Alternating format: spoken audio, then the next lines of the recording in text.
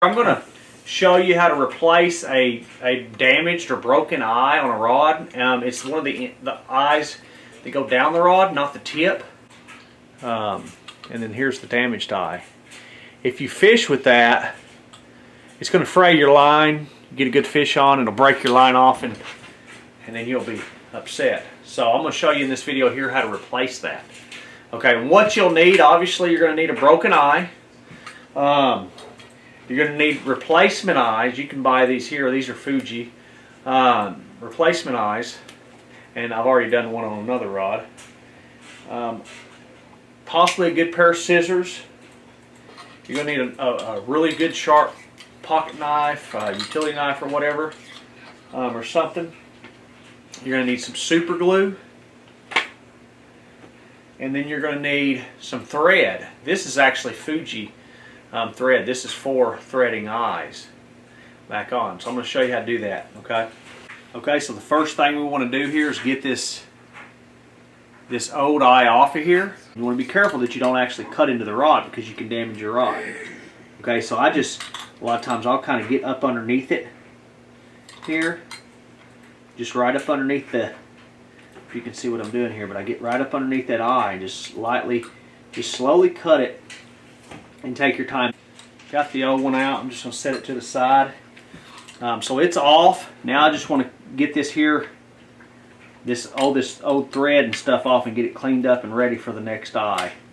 Okay, so I've got my old eye off. Got it good and cleaned up here. I'm ready to put the other eye on. One thing I forgot to mention that you will need is some tape or something to hold this eye in place, so that you can wrap it. You know, something like that, really small piece of tape. And I'll get to where I can see down that rod. I'm looking straight down the rod. And I just want to put this one right where the other one was, but I want to get it straight with these other eyes. And I just tape it.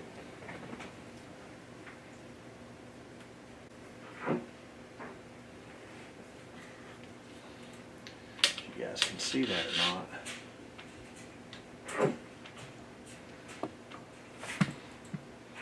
You want to get where you can see right down that rod. Got it pretty dang straight. It don't have to be absolutely perfect, but you want to get it as close as you can. And then you see there, I just put a little piece of tape on there to hold it into place. And I'll go ahead and cut another little bitty piece of tape and put it on the bottom so that it stays in place while I wrap it. Almost perfect. I honestly, it looks perfect. So now next step is get your thread and start wrapping this thing. You take your tail and you lay it you lay it down the rod. I don't know if you guys can see that, but I got my tail laying down the rod there. And I want to start just below the bottom of that tape. I may wrap a little more than what they do. And then you just start wrapping. And what you want to do is wrap over the top of that tail. But you usually want to get at least about 8 or 10 wraps on that little tail that you have here. Once you get it going, you can just spin the rod. But once you get about 8 or 10, 12 wraps on it, you can pull your tail out. And then just continue to wrap. Spin your rod, 3 or 4 or 5 times or whatever, and just slide your thread back. So I've almost got the bottom part wrapped, and you just keep wrapping. But you want to wrap all the way up. Then once you get up there, you just go under the thing,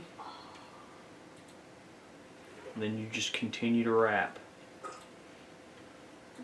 But you want to start here, up close to the eye, and wrap out away from it. I've got about